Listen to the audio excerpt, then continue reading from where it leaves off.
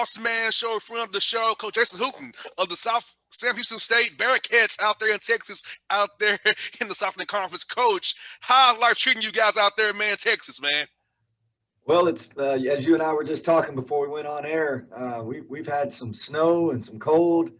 I think it got down to like 25 in my house last night. So I woke up this morning and didn't have any water because the pipes were frozen. So it's been weird here. I mean, everything from pandemic to getting Texas and East Texas getting snow. Yes, indeed. Now, Coach, I'll ask you about this. Let's go back to March. It was my birthday when everything got shut down on the 11th. I was at the Hawks-Knicks game that night. I got to worry everything was suspended on my birthday, right? So from my birthday on, how was it for you and your staff sending guys home probably on spring break maybe, and then having not see them ever again, not to hug them again and tell your Yeah. seniors bye? How was that, Coach? How hard was it for you and your staff, man, knowing that some of them guys never going to see them again after you let them go in March there? It was difficult. We were right in the middle of our conference tournament, which we felt really good about, and felt like we were one of the 2 or 3 teams that had a fighting chance to win it and get to the NCAA tournament. And we came home, and luckily for us, we were on spring break that next week, and so we sent the guys home, and they came back, and we finished the semester, so we got to be around them a little bit, but it was tough. I mean, everything from not being able to be around them every day, as you said, to not being able to work out, to just really not knowing what was going to happen next. And, I think bigger than that was just, what was going on in our world. Our world got turned upside down, and just a lot of things that were happening that were thrown at these guys. And I'm so proud of how our guys have handled themselves. Our seniors all graduated, and a lot of them are playing overseas right now. Others have started a career in a profession. And then I'm just so proud of our new group and how they handled it. Not being able to be here this summer. We were so far behind because we didn't have any summer access. So we couldn't put in our offense. We couldn't put in our defense. We couldn't start classes. So all that was really tough on our guys. And I've just been really proud of how they've overcome that and, how they're playing right now. And Coach, trying to ramp the guys up, how was it? Because I know you don't want to get guys hurt after they've been inactive for so long. Guys are young; they want to get back into it. I want a ball, Coach. But how was trying to tamper them down and kind of bring them along slowly so you don't have a nagging knee, ankle growing that lasts all year long? What's funny is we've played 14 games, which is one of the tops in the country. We've been blessed. Our COVID was all like right around October and 1st of November was when we had our big stretch there where we had to shut down. So our guys, it's funny, but they've really just started to get into shape. Isn't that crazy? I mean, we've played 14 games, and probably the last 3 or 4 games I've really started to notice, okay, this guy can play 35 minutes without me taking him out, or this guy can play 30 minutes without taking me out. Up until that point, man, we were getting those guys in and out because, like you said, you don't want any lingering injury, or you don't want a knee, or you don't want a growing or something that might just be there the rest of the season, or, hamper them from being able to play and compete. So I think that we've done a good job. Obviously, our training staff's done a tremendous job of keeping these guys on the floor and keeping them safe. And, the testing and the protocol and all those things, I think, have gone really well for us. I think this year, Coach, guys, really be honest with you, Coach, I'm not feeling today. I might feel a little tug in my hamstring, so you don't hurt them because, like you said, being out 14 days and ramping back up and then still trying to play your way into shape as you're playing games, guys will be real honest with you and the staff and say, hey, Coach, today I don't have it today. So you can give them maybe a mental rest day or a lower admits a little bit, so you don't want to, like you said, have that injury because you guys got to be good come March in that tournament. For your conference, it's all about that tournament in March. So if you don't have it there, it don't really matter. So that's what kind of your peak you're pointing to is there. So that in mind, how do you guys kind of approach that right there? Yeah, I think one good thing is we got a lot of honesty with our guys. We always talk about being honest with each other, and especially during the game. Like if a guy's tired, hey man, you need to let me know. The worst thing you can do is stay out there and injure yourself, and also hurt the team. If you're not playing as well just because you're tired or you've got a little nag, like you said, with a hamstring or an ankle. So I think our guys have done a good job with that and being honest with us. And again, I think just having a good relationship and a good feel for each guy and knowing what they are capable of and, knowing whether to push them or not to push them. I think we've done a good job with that. And, like I said, I think we've just continued to get stronger and stronger. And, a lot of that credit needs to go to our trainer and also our strength coach. Coach, this year, man, it's brought a lot of guys got closer together, if you ask me, because you're all you got in this COVID world. You're all you got. You all that family of basketball, of Bearcat basketball. So we're all in together as a we mentality. Let's talk about how this situation has kind of forced guys to be even closer than they usually would be if it was all free to go off and do what they want to once practice leaves. It's over and games are over. It's a really good point by you. And I know you watched the championship game last night, and then I watched, on Scott Van Pelt, they interviewed Saban last night, and he asked that question that you did, and Saban's answer would be my answer as well, and that's I agree. I do think that it's brought our guys closer together, Oh and yeah. and and it's weird that you would think that, right? Because of everything that's going on and everybody's problems and mental health and things of that nature, but it has. Our guys are so close right now. And I think that you just get that mentality of, hey, look, we're all going in this thing together. We're all going through these same things. We all have these same issues and these same problems.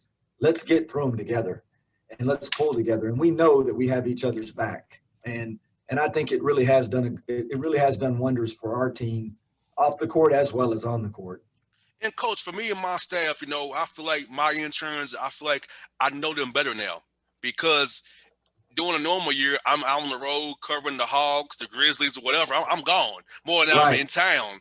But having been in town, I'm able to spend time with them on Zoom, help them in their career, learn about radio and media, learn about Zoom, learn how to edit. So I was spend more time, hear their stories, and not just, hey, do this, So I feel the same way for you because I feel like as a leader, being the head of this show and having interns, I have to lead in a certain way. I feel like I learned more about my interns than I ever did all the years I had interns. Yeah, that's a good point. I mean, I think that what it's really done is it's brought things to perspective.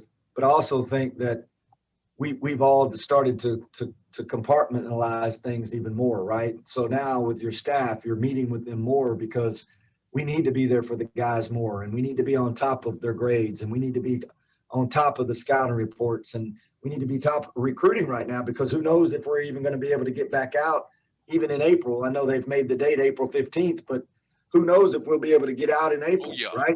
And so if we don't, then we've got to recruit just like we did last year by Zoom. We got to get to know these kids. We need to get to know their parents. We need to get to know their coaches. And so I think when you do that, like you said, you really do work even harder to get to know each other. And which, maybe that's what the man upstairs is trying to get us to do. Maybe that's what his way of saying, hey, look, man, we need to all figure out a way to get along better. And we need to figure out a way to make this world a better place. And, I'm hoping that it is going in that direction. And, we try to talk to our guys all the time about getting off those phones and trying to communicate with each other and interact with each other more than text messaging and talking on the phone. You just get to know somebody a whole lot better by word of mouth and looking at them and talking like you and I are right now. And coach, you have the same kind of role I do since because I've learned that coach. I'm also more than this. I'm their boss. I'm their brother.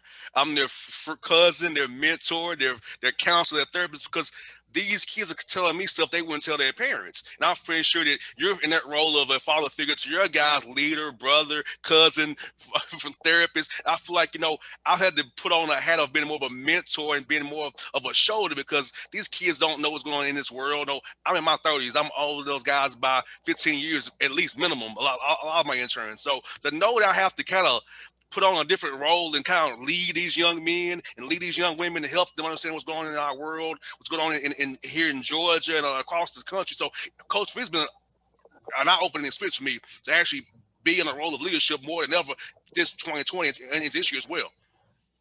Yeah, I agree with you. I do think that we're fixing to figure out, you know, we're going to figure out our leadership in our world, in our country, and with each other. I think more than we ever have, and I think that's like your job and my job, and I like that, and I know you do too. I can tell because you have a lot of passion for what you do, and so I think that it's on us to be better leaders, to be better mentors, to be better role models, to help people, to help them grow, not just to get them through these times and to get them through these problems and issues, but also to help them grow. Like you're trying to help them be better so that maybe one day your intern is going to be the boss man. And so I think that's important. And it's a challenge, right? I mean, this really all has been a challenge. And I think like you, I wake up every day and I look forward to that challenge. And I was always told by my mentors that when you get to that point where you wake up and you're not really challenged by going to the office and going to practice every day, then it's probably time to either do something else or retire. And when I wake up every morning, I've got a burning urge to get to the office. I can't wait what's waiting here. I can't wait to see what's waiting here, and can't wait to get to practice. I love practice as much as I do games. And, I think it's just going to be important for all of us this year and for the years to come. Oh yeah, and I feel like coach just kind of keep an eye on your team. I feel like your young men are very connected. I noticed that your guys are very, very attentive in timeouts. They don't brush you off. They look at you like a man. That they're in tune to you and their teammates, which is great because if you watch a team on the bench, you can see a lot about how a team really is off the court. Your team, coach, what I can see, are very together and very connected as one. I feel like it's one team, one Bearcat mentality. That's why I figure out your team has done so well this year in this weird COVID year. I appreciate that. I appreciate you for recognizing that.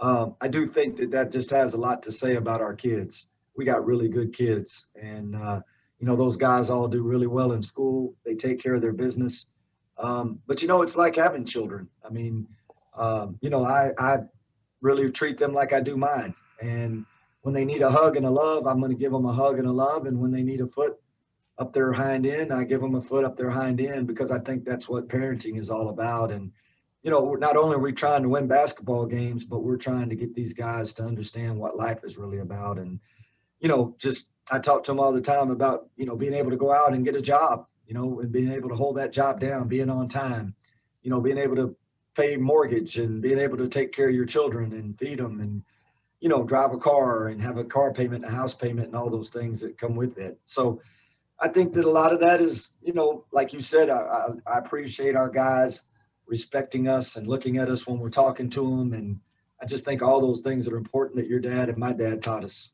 Oh yes, and coach, what I love about your team is this, man, is that your guys really do epitomize playing hard. Because a lot of things, our coach say, yeah, my guys play, but your guys really do play hard. I mean, even when your guys have a little rough patch, I don't see that hang dog. I don't see the woe is me. Your guys are really engaged, and I like that. I feel like when things do go wrong for your team, you're better to overcome it because your guys have that mindset and that resolve already built that, hey, we can get through this no matter what. Even if it's a turnover, live ball, give up a layup, we're gonna get it right no matter what. I feel like I see in your team, coach, that your guys have some bounce back.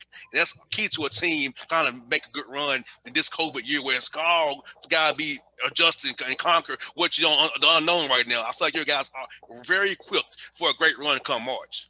I appreciate it. That's something that we really try hard to do. I mean, we talk to them every day about adversity. How are you going to handle it? What are you going to do if you turn it over? What are you going to do if the referee misses a call? What are you going to do if you miss a shot? And we preach and we preach and we preach. We don't always feel like that we do that, but I appreciate you saying that and seeing that in our team. And I do think that this team has represented that maybe more than in the team we've had in a while. These guys, they love each other. They play hard. They play for the right reasons. They respect the game. And, we just try to be as tough as we can, and we try to play as hard as we can all the time because, there's going to be nights when you're not going to make shots. There's going to be nights when you don't feel your best, but I don't think there's ever a night where you can't try your hardest. And I think when you work hard, the good things are going to happen to you and happen for you. And coach, for our listeners out here, coach, you guys recruit Mississippi and Alabama, so you all get close to Georgia. So for all my kids are listening out here in the Atlanta area, hey, Coach Hooten is a great coach. You play for a great guy, man. So I'm gonna let my listeners know, my young kids know out here that. Give you got a look. It's more than just the 5 schools here in Georgia. Give you a look as well because you do come this way. It's not that far from home as well. Oh no, we recruit your area very hard. In fact, I have a young man that. He's a lot older now because I was just a young coach. I was an assistant probably a couple of years in, but he was from Albany, Georgia. Oh, yes. And he played at, the really good school there that won all the championships. He had a guy on his team that ended up playing the NBA. D'Antonio Wingfield or Antonio I Wingfield. remember that name. Yeah, I remember that name. Yeah, he played with him in high school. This kid I coached name was Petrocelli Wilder, and Petrocelli was from Albany, Georgia. He's actually back there now teaching school, and but he was a great player for me when I was coaching in Division II, and but we cover that area really hard, and we got 2 guys from Alabama on our team right now, and 2 guys from Mississippi on our team right now. So. Oh yeah, that's why I tell Melissa, hey, it's a short flight away. It's not that far. Oh yeah, It's not that far. yeah. It's not Delta a will bad get you drive there. either. It's not a bad drive either. I mean, we can get over there in 6-7 hours. Not bad. Now, Coach, you got Lamar coming up. I know Coach Price does a great job with the Cardinal over there. Tell us about what you're looking for sitting on film from all of those guys, Coach. Yeah, Coach Price just does a good job every year, and his kids are hard nosed and they work hard and play hard too. So I told our guys today in practice, it's going to be 2 teams that mirror each other. And normally when you have 2 teams like that, it's usually the team that executes the best. So we got to execute well tomorrow night. Coach will have them ready. They're always ready against us. They came in here last year and they beat us pretty good here in our own gym, and we got them at their place. So we got to get it back. And they're 2-1 right now. They're a game behind us, and it's going to be a big game for us. It's kind of a rival game. It's an hour and a half drive, and first day of class for us. So we're hoping that we get that whole 25% in there tomorrow night, which will be about 1,500. So we're hoping we can get 1,500 in there tomorrow night, and place be hard to play. But Lamar's got a good team. They got 2 great shooters and a really good postman. And anytime you have that, and then they got some really good pieces to go with those as well. Now, Coach, I noticed that you guys in the conference, what you're all in, are not playing those back to back. So, were you happy about that? Where you can kind of have them spaced out, and not having to play the same team twice, and have guys maybe be dead on that second that game number 2, where the Lakers have probably played them for 30 minutes or so. They might not have nothing left for you on night 2 there. I'm so glad we didn't do that. I've got some really good friends at high majors and mid majors, and it's just been really hard for those guys to sweep people. Even at home, they may play really well on Friday night and then turn around Saturday afternoon or Saturday evening and not be, just like you said, not have the juice. And now you're playing a team that's not maybe supposed to beat you. And now all of a sudden they get you, at your place. So I think it's a good point by you. I'm glad that we didn't do it in the Southland. We're a bus league. And right now we only had about 3 or 4 overnight trips in conference. Rest of those we can just drive there and back, and so I think that was the reason why it worked out pretty well for us. And I can say with the Hawks, I can say the Hawks beat the Nets by 15 points. Got in Atlanta at 3 in the morning, right? Played, I think it was the Cavaliers, was up by 15 in the third quarter, and then the Hawks hit the wall. I saw that. Yeah. And so even if the NBA players had that issue on the second night of a back-to-back, I can only imagine a college guy with about the same physical stature is going to have the same issues. I feel bad for those kids. I know why some conferences are doing it, but that second game is pretty much a war of attrition. So who has some left on night 2 to win that game? Yeah, no, it's a good point. Really good point. And I know we got to do a lot of different things this year. It's going to be a different year all the way around. I was on a committee call today with the NABC, and the biggest thing we talked about is just getting to the tournament, because I think that's the biggest deal, right? Trying to get to that NCAA tournament somehow, some way. It's not going to be perfect. It's not going to make everybody happy, but we got to get it. We got to get there. That money that the NCAA gets from that is going to keep a lot of schools afloat. There's going to be a lot of schools and programs that could possibly shut down if we don't get to that. So we got to keep pushing forward. And, like I said, knock on wood, we've been blessed here and haven't had to miss any games yet. And just the most important thing, though, is just keeping everybody safe. Everybody safe and healthy, and being able to go out there and do what they love to do, so that we also can keep that mental health intact as well. That's one for you, Coach. I got one for you. Is real light. What was your quarantine hobby? Mine was playing the guitar. So what was your quarantine hobby? Hey, that's a good one. I really tried to do a good job of going back and just watching a lot of film on the last couple of years, and we did a lot of Zooms with our guys. But I live way out in the country, and I would say probably working in my yard. I quarantined in the yard a lot. It gave me a chance to think a lot, get a lot of thoughts in there about our guys and just this whole process and this world and all the different things that we're all going through right now. So, I, I'm the type of person that I always try to find something positive out of everything. Oh, same here, And, coach. I kept telling myself that, it was sad that I wasn't with our guys and that I wasn't at practice. But I was like, and I told my staff this, every day we met on Zoom, I'm like, how can we make this better? What can we get out of this to be better? How can we improve from this? And, I'd like to say that we did. I think we did. I think that we did. And, I don't know if we would be 3-0 right now in conference and 9-5 and had won 6 in a row if we hadn't. Oh yeah, same here, coach. I feel like 2020's made me a better leader, a better person, a better boyfriend, a better everything because I had to evaluate Jr. As a person and see because Jr. had a responsibility to take care of more than just himself now. So Yes. you using my show for good, using my reach for good for my interns, getting them jobs and helping my family. So, coach, for me, I've grown a lot this past year. I know it's a bad year for a lot of people, but for me, it forced me to grow as a person, as a radio host, as just a man in general in this nation, in this country.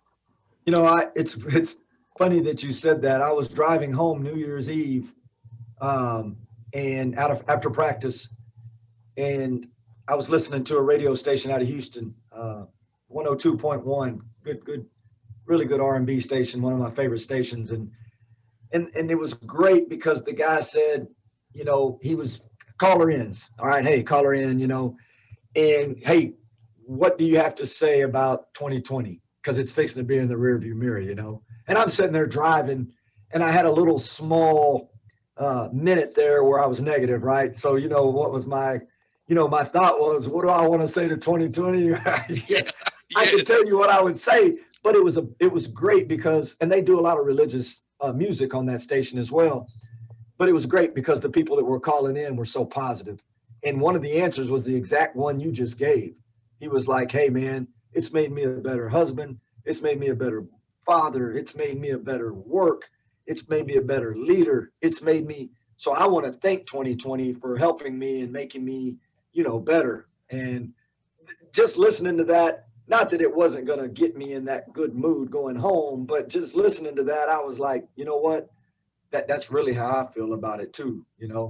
Um, it has. I mean, it has made us better in a lot of things, and I also, like I just said at the beginning, of our talk, I think it's made us compartmentalize Oh, things a lot, yes. right? So, like, even during the season when things are hard and it's hard to spend as much time with the kids as I need to, now you go home at night and you're like, you know what? I'm gonna put this tape down for a minute and I'm gonna go over here and play.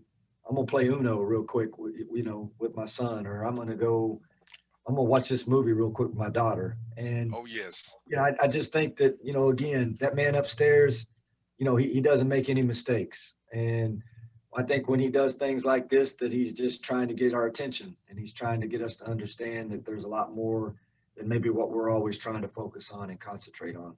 And coach, the last one I want to tell you is that I didn't realize how much impact I had until people sent me emails and saying thank you for still doing your show. Your show's giving me a release from all the negativity and how you're so positive about what's going on, how you're trying to bring people together, giving facts about what's going on around us. So, coach, honestly, I knew I had reach and here what we're going to try to do the making, but I never knew how much impact it made on my listeners from the email me and tell me thank you for doing the show during this hard time, being quarantined, and you're still doing your show, giving me hope and giving me good content, talking to guys like yourself and other people. So, coach, I didn't realize how much impact I had just on people until this year as well. It's true. I mean, you do. Your positivity, your energy for what you do, and having people on all the time and getting people's perspectives. People want to listen to. I think it's important, and I think that that's a good point, though. Like, we may all have that impact on people when we do things like you and I do that we don't think that, right? I mean, we don't really think that unless someone says it or we hear that. And so, yeah, I think that's really cool and neat. And you know what? It doesn't do anything but energize you to do it more and to be even better than what you are at doing it. So I think it's good stuff, man. Well, Coach, thank you for your time today. It's good to catch up with you again. It's luck to you as always. Look forward to doing this again with you again real soon, Oh Coach, man. and be No, safe and I healthy. appreciate you, man. You know, I do a lot of these, but I'll be honest, you're one of my favorite because you just got so much passion and energy, man. And so I like coming on with you all the time, and you know, I can just tell you got a big heart and you like you like what you do, man.